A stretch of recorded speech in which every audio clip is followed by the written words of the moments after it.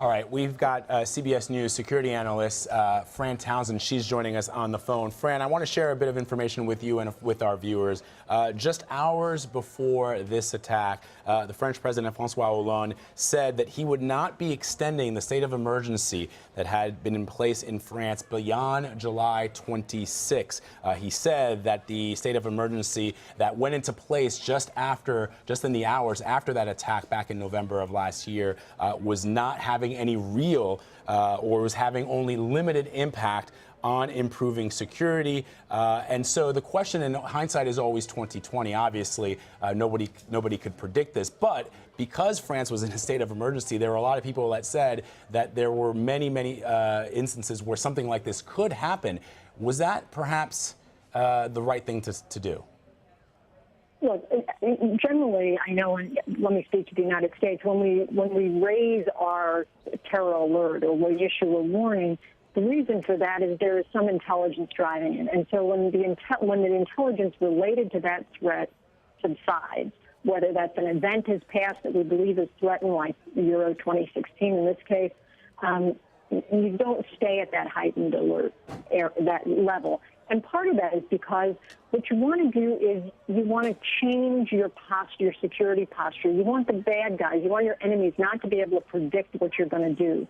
And so, frankly, presumably, President Hollande is making that decision based on advice from security officials. Now, I'm sure that they're revisiting that now in light of what's happened in Nice.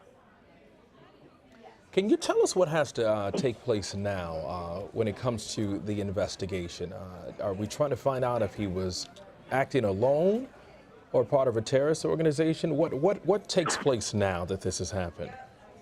So the first thing, they'll identify the shooter. Second, they're looking to see what they can identify in terms of any accomplices. Where did he live? We mentioned that there were guns and grenades. They'll look for fingerprints. They'll look for identifying marks on any of the weapons that would give them more information related to whether or not there was a support network in France. And Fran, so ISIS has been using this propaganda, and again, cautioning our viewers that nobody has, at least on the official side in France, has called this a terrorist attack. But you pointed out earlier that they are probably not sharing as much information. In fact, they've been asking people on various social media feeds to not share images or video that might be disturbing. But given that ISIS has had this call to action for people, this has happened in several instances around the world, I guess a lot of people are going to be wondering when we figure out who this person was that carried out this attack, if it turns out, once again, as we saw back in November of last year, that this perpetrator, just like some of the perpetrators in the November 13th attack, were well known to French terrorist officials, people following the intelligence on people who would seek to harm people in the French Republic. What happens next? Well, hard to really guess right now. I mean, certainly that's one of the things that French authorities are looking at. Was he known to them, and what do they know about him? Is this a French citizen? Is it not a French citizen? Is it one of the individuals who came out of the Bataclan and earlier Paris attacks? Was this an individual who's related to the cell up in Brussels? And there's lots of questions in terms of what does the network look like, and what was known either to security officials in France or in larger Western Europe or even in the United States.